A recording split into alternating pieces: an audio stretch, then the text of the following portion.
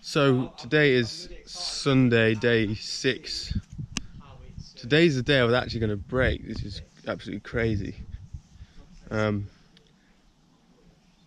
it's been a whole completely different journey. It's been like, I said it yesterday, it was like 7 days. I mean, it feels like a month since I broke my fast. The life I've had since, and the daily changes and the shifts has been nothing short of groundbreaking. And I'm just really like I said before, just for me right now, it's for me. But one of the big things that I think people ask about, and I don't mind revealing, is about bowel movements. Scar's going down. And I had a tiny one after I first ate, and then I didn't have one, and it was yesterday, which was like, 4 or 5 days in, and I hadn't had another bowel movement, but I'd only been eating fruit, so it was really nothing really juicy, nothing, no bananas, nothing, like I said.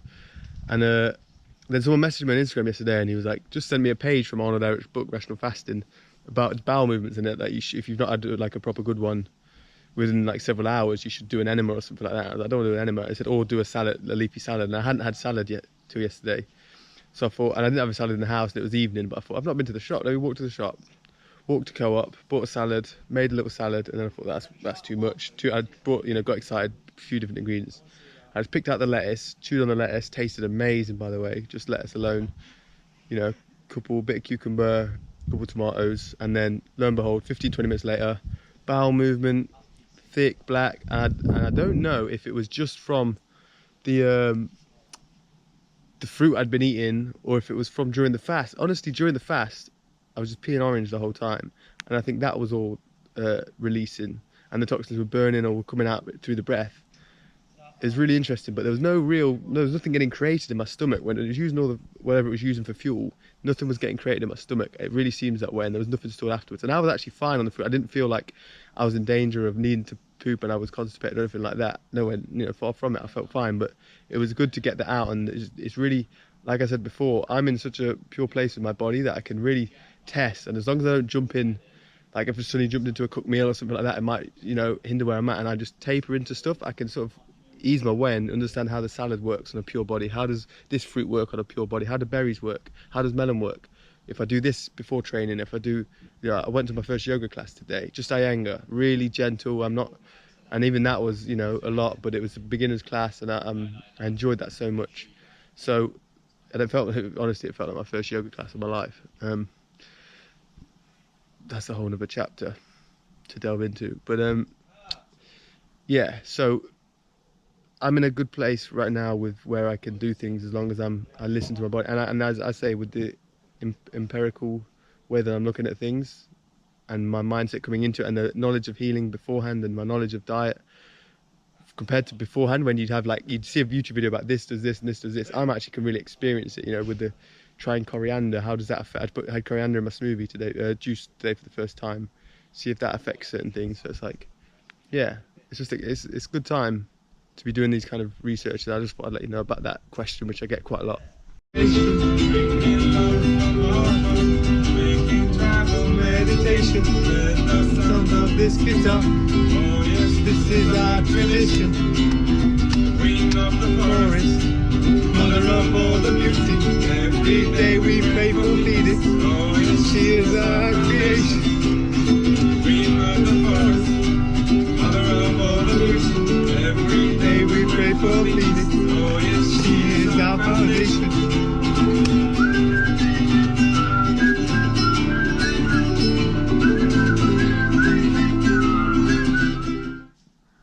I've had a lovely day. A bit more out in the world. Quite a lot of, I'm pretty knackered now, but I'll make sure I take it easier tomorrow. But yeah, the Vegan Gains response. Thank you guys for the support on that. Not that it makes a difference to me. I appreciate the support. It's nice to see how many people get it, because for me it seems, what I'm saying seems obvious, but it's amazing to see how many people are on this wave now, and that there's sort of two worlds appearing. Like it's a new earth. That was one of the first things. That book, I always wonder why it's called A New Earth, but in the last few years it's really started to emerge that there is a new earth, a new world emerging, where these people just are a bit more positive and supportive and try and come from a place of understanding rather than something that challenges your beliefs. You just try and dismiss it, But I guess I just wanted to talk about the 3 stages of science. For me, this is different for everyone. Everyone will have their own ways of doing things, but so you begin with sort of a theory, and something leads you to that. Like intuition can lead you that. A suggestion from someone, you see something 3 times in a short space, which is sort of intuition, synchronistic. You're like, oh, maybe I should look into that. And you got to remember, I forget sort of my fasting journey began at Woodstock 4 years ago when I saw Doug Graham talk about it, and I met loads of girls that had done 21 days, 25-day water fasts, like nothing, and it's like just part of this journey. Like it was a shock to me at the time, but quickly within a few days I watched the talk. I was like, oh, that looks like amazing. Someday I'll probably do that. Didn't know when. So it seemed ridiculous still, but a few years later, it's completely normal to me. I met loads of people that have done 20, 30, 40-day water fasts, and it's normal to me. But I guess to the vegan community, that especially new vegans, they're shocked, and they come from a place of fear and maybe anorexia and things like that, where there's a different approach to it and there's a bit more misunderstanding. But for me, so I've been on that journey for a while now. So the 3 stages, as I say, the first one's sort of the theory. So I've been aware of it as a healing mechanism for ages, but of course it's the last thing any of us want to do because we love food, and that was one of the reasons I started to become more like alert and assertive to it, because of how much emotional attachment our current culture, society, and then even the vegan community is attached to food. And then as an athlete, I say this as an athlete, everyone's an athlete, right? You just it's just a way of thinking it. But I'm being more in touch and doing yoga, and yoga is really, like I said, that's like a laboratory for what you eat, and then you do class. You get a real good reflection of like the corners of your body. If you eat and go gym, and you can eat different things and feel differently and different to a degree, you can sense it. But yoga is really the biggest sense, because I want to be mobile and light and strong. And so when I'm eating a certain way and then going to yoga, that's scientific for me, for empirically how I feel. So I'd go to yoga and I'd eat raw and go and feel very different from when I ate cooked. Even if I ate potatoes the day before, I'd feel very differently. So for me, this is my science. You do what you want. This is my science. And the more I seem to follow what my beliefs were as well, because there's other factors in it. It's multi-dimensional, it's multi-layered. There's wrinkles to the whole thing. And my belief system was more towards raw and nature's law of that no animals cook their food, so why do we cook our food? Even though that we're given this fact that since man used fire to cook their food, we've gotten, our brains have grown, which is, from my experience, makes, again, empirically makes no sense. And I've obviously got other beliefs that don't necessarily agree with society. So I see these things and I go, okay, that's a hook that keeps us locked into this belief system that isn't serving us, the way I see it anyway, when I've experienced raw foods and felt better on it. I'm not saying all cooked is bad and steamed and stuff, I'm still in that realm of learning, but I definitely, if I had to choose one or the other, or like 90% one or the other, raw, or I definitely think raw has always felt better for me and logically makes sense to me once I was able to discern and spend time looking at both information, both lots of people, who's actually happy and healthy, and and how does it make me feel. And so there's that. So then the scientific practice then would be carrying out the experiment of, is fasting going to help me heal? I've done all these things for healing, right? All these things. If you want me to go through some of them, let's see.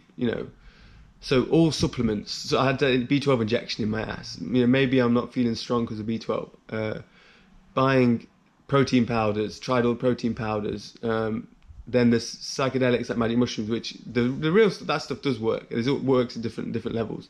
That stuff works. Ayahuasca works, right, but never gave me the sense, the long-term satisfaction that I was after. I still always had a yearning, like irritability, to put a Russell Brand quote there from the video I made, that I was still never, there was still a cloud, like a dark cloud over life that just didn't feel right to me. This attachment to certain things like food or the habitual things that I would only feel happy when I had them.